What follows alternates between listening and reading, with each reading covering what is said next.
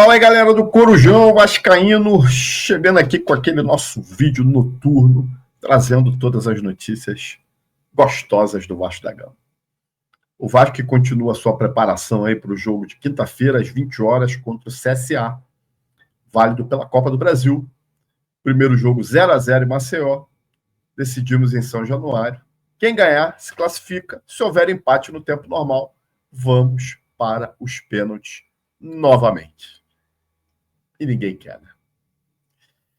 Eu coloquei uma notícia no X hoje falando do Ryan, que a seleção sub-20 convocou jogadores para 2 amistosos agora em agosto, contra o Paraguai em Assunção.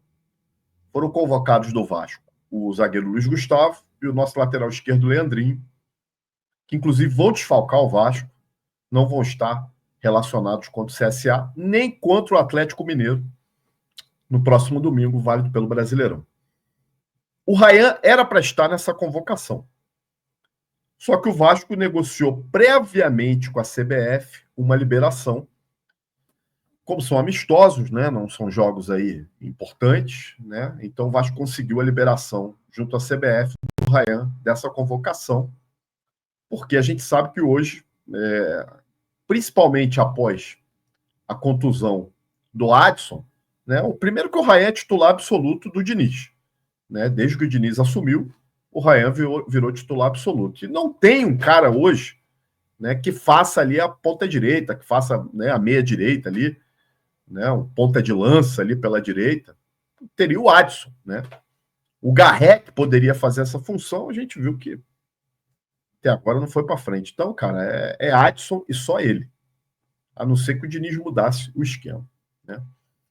Enfim, outra notícia que a gente colocou no X também diz respeito ao Paulo Salomão, o nosso vice-presidente, que tem um escritório chamado Salomão Advogados, né? E que foi contratado pelo John Textor, que está nesse imbróglio aí com a Eagle, com a Ares, né? Ele botou os ativos do Botafogo, né, em garantia, abriu outra empresa. Cara, tá um rolo danado, né? E o Salomão, né, o escritório dele, que foi responsável por, né, tirar a 777 do Vasco, foi contratado aí para ajudar o Textor nesse imbróglio todo aí, né? Então, o Salomão aí ganhando um cascalhinho aí nesse nicho de mercado, onde ele conhece bastante, não tem dúvidas. Mais uma postagem minha no X agora, à noite. Acabei de colocar, se você não segue o Corujão, é @Corujão Vascaíno lá no X. A postagem foi o seguinte, teve gente que falou aí, eu coloquei, pessoal, muita gente falou que o Admar, né, apresentou, ou quando chegou, apresentaria mais de 150 jogadores catalogados para a diretoria do Vasco. Então, isso aí saiu na mídia a todo vapor aí, que o Admar, não, quando o Admar chegar, ele já chega com mais de 150 jogadores aí mapeados para apresentar para a diretoria. A pergunta que eu fiz aí no X e faço aqui nesse vídeo, desses mais de 150, ninguém prestou? Ou era conversa fiada aí da mídia? Porra, mas se for verdade, não teve um dessa lista dos 150 do Admar que o presidente Pedrinho tivesse se encantado para reforçar o Vasco? Porra, então até agora eu não entendi para que contratou o Admar, sinceramente. Porra, janela aberta aí, há não sei quantos dias, 25 dias, né? Fez hoje, dia 5. Janela aberta, até agora. Thiago Mendes, que provavelmente não foi uma contratação do Admar, não foi. É do mesmo empresário do Léo Jardim, isso aí é uma contratação que já estava arrumada, né? Renovação do Léo Jardim também começou muito antes do Admar, né? Renovação de Coutinho também começou muito antes de Admar, né? Para trazer o Barros de volta não precisava de Admar, né? A minha pergunta é o seguinte, até agora, para que Admar? Quando é que o Admar vai realmente trazer um fruto? Aí alguém vai falar assim, porra, Dib, mas aí o problema pode não ser Admar, pode ser a falta de dinheiro. Ok, então eu pergunto novamente, se não tem dinheiro, para que trazer Admar? Fica aí entre eles lá. Né? Não tem grana mesmo para contratar, não vou trazer ninguém, então economiza no salário do Admar. Só para botar para dizer que tem um diretor executivo? Porra, sinceramente, cara, não dá para entender. Na capa do meu vídeo de hoje eu coloquei o Diniz, dizendo que o Diniz prepara mudanças para o CSA, para o jogo contra o CSA. Né? Uma mudança obrigatória que ele vai ter que fazer é na zaga, porque o João Vitor foi expulso lá em Maceió, e ele vai precisar remontar essa zaga, visto que, na cabeça do Diniz, o João Vitor é titularíssimo na zaga do Vasco. Aconteça o que acontecer, chuvas e trovoadas, o JV está escalado. Luiz Gustavo está na seleção sub-20, é outro que está fora. Lucas Oliveira não está no hall, na visão do Diniz, entre os aproveitáveis. Quem que resta? Maurício Lemos, Freitas, ou ele escalar o Hugo Moura na zaga. Eu acho que na zaga ele não vai inventar. Ou pelo menos eu espero que ele não inventasse. Ele fosse de Maurício Lemos e de Freitas. Até porque, quando for escalado nas posições corretas, que foi contra o Internacional, o Lemos pela direita e o Freitas pela esquerda, se saíram muito bem. Depois que ele começou a inventar o Lemos na esquerda, que fica todo torto, aí começou a dar merda. Né? Mas eu não me espantaria se ele entrasse com Lemos e Hugo Moura na esquerda. Não me espantaria. Tá? Porque, na bem da verdade, e é uma coisa que eu já falei aqui e já ouvi de algumas pessoas, é que a vontade do Diniz é de escalar o Hugo Moura na zaga. É que ele se adaptasse plenamente na zaga. Porque aí ele arrumaria espaço no mesmo tipo. O Hugo Moura, o Thiago Mendes entrando na vaga do Hugo Moura ali como primeiro volante, o Tietchan como segundo volante. Agora, o Hugo Moura tem apresentado muitas deficiências na zaga, muitas dificuldades de atuar por ali. Mas contra o CSA, eu não me espantaria se ele testasse isso novamente. E aí sim, entrasse com o Thiago Mendes, Tietchan, Coutinho com certeza vai para o jogo como titular, né? E aí a dúvida no ataque seria David ou Nuno Moreira. Nuno Moreira muito desgastado, não está entregando o que entregava antes. Do lado direito o Ryan e como centroavante o Verratti. Então, 3 dúvidas hoje, né?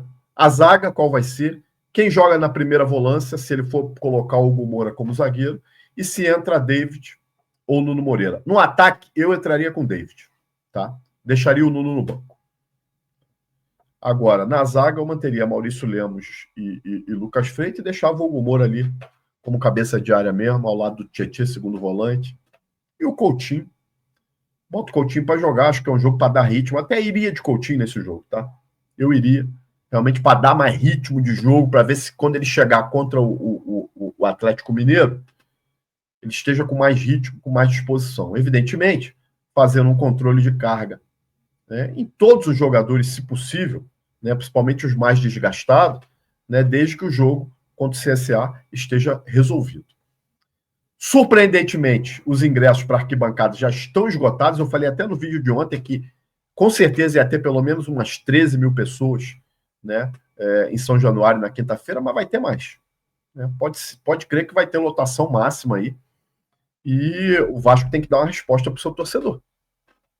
Dar uma resposta, né, com a classificação e de forma tranquila, né, sem susto, sem pênalti novamente numa classificação para a Copa do Brasil.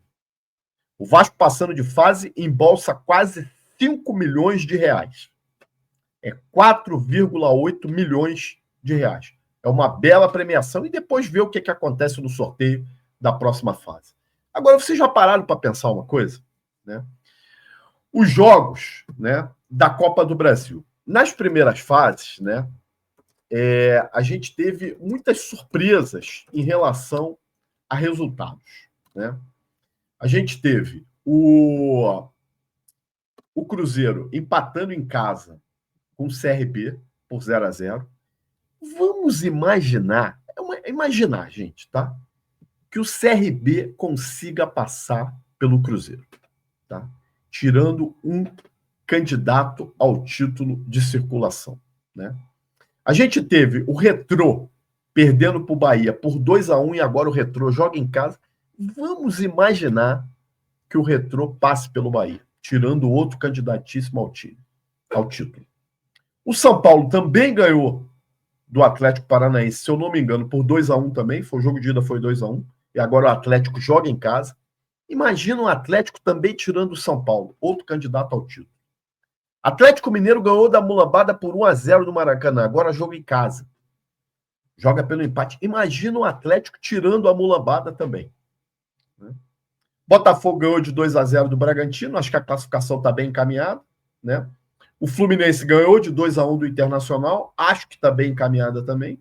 E Palmeiras perdeu para o Corinthians por 1-0, né? E agora joga em casa. Esse é um jogo que praticamente eu não cravo o resultado, porque o Palmeiras não vem bem, né? E vai ter que reverter o resultado. Agora, nessa brincadeira aí, imagina saindo Bahia, saindo Cruzeiro, saindo Mulambada, saindo São Paulo, 4 postulantes ao título. E o Vasco classificando. Rapaz, não quero falar nada, não estou dando esperança de nada, mas a competição vai pegando um outro jeito. A competição vai pegando uma outra cara. Agora, claro, né, ninguém aqui está sonhando com o título da Copa do Brasil. Não com esse elenco que está aí hoje. Ou o presidente Pedrinho acorda e a sua diretoria começa a investir, mesmo não tendo dinheiro, dando o seu jeito, ou nós vamos morrer na praia na Copa do Brasil e vamos lutar com unhas e dentes contra o rebaixamento.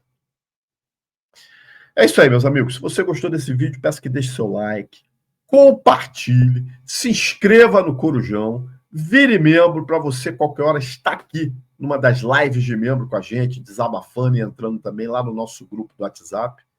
E também se inscreva aí no Corujão. Eu peço para você que siga a gente lá no X, @Corujão Vascaíno, e também no Instagram.